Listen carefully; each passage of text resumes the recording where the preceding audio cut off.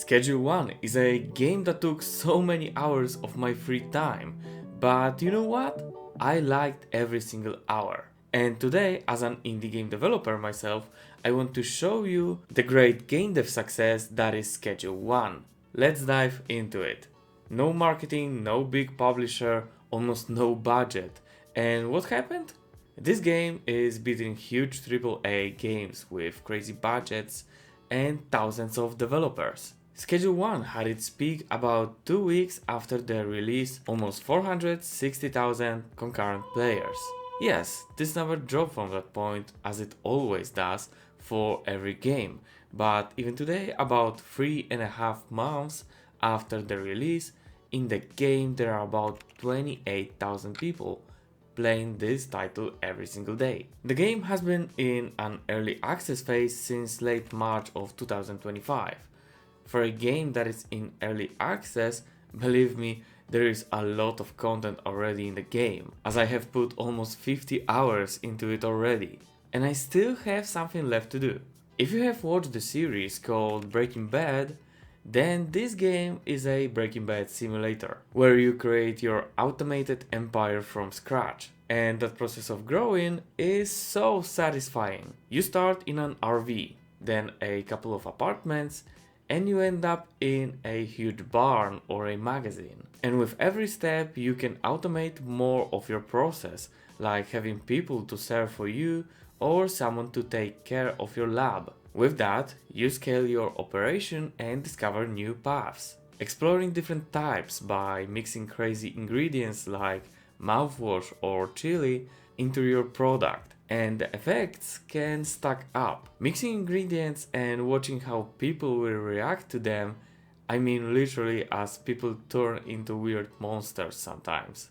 You watch as your empire grows, and I know it's a very common concept, but in this game it just works perfectly. There are constant patches to the game, and I will definitely be coming back for bigger updates just to check it out. As a game developer, I highly appreciate the unique graphic style, as it is very simple, and by that you can save development time that otherwise you would have to put into realistic assets. Indie games can reignite your passion for gaming, as it was with me. I just burned out after playing another big game that was similar to every other game. But then I realized that indie games often have to find different ways to reach their audience. If best graphics are often not the case, then small devs are looking for something different, like crafty hook that will let people enjoy the game to the point to forget about the time when playing it.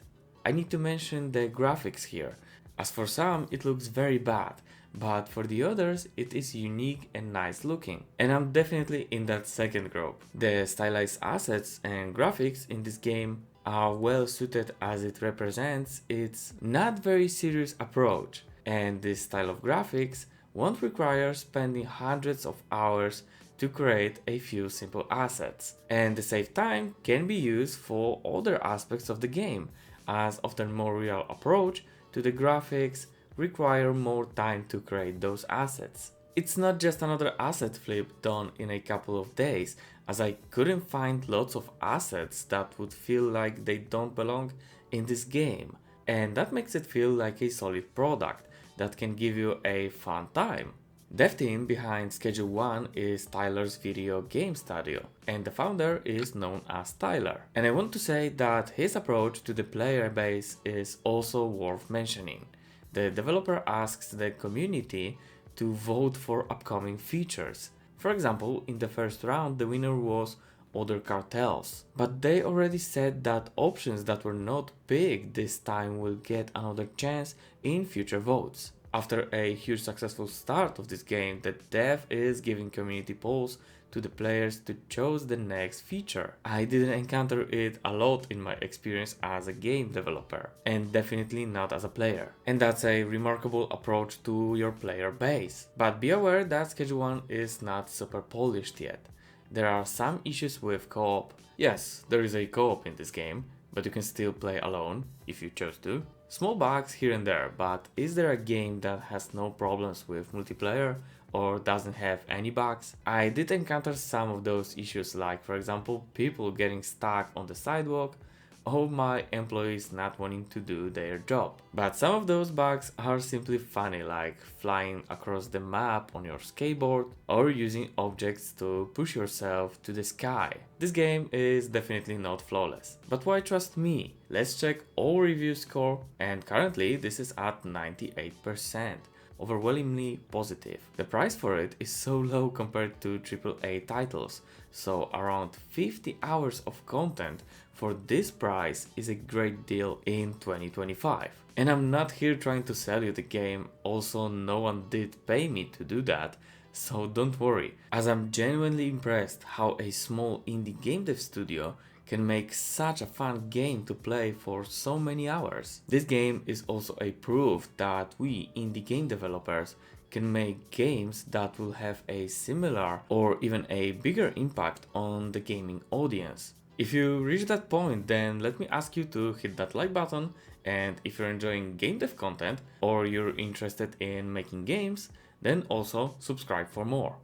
But let's get back to Schedule 1. There is also a demo version, so if you want to check it out, just go for it for free. That's why I always encourage my fellow game developers to put out demos of their games, which gives them lots of wishlists and lowers the amount of refunded games. The game has no microtransactions and doesn't require you to stay online or hide content behind the wall of additional editions. I was not sure if the topic of the game would be interesting enough for me, but after a couple of minutes, I was just deep into the plot of this small and weird town. Oh, and there is a story going on in the background with Uncle Nelson, and I would love to see that part of the game more expanded, as I had a feeling that half of the story served a purpose of a tutorial.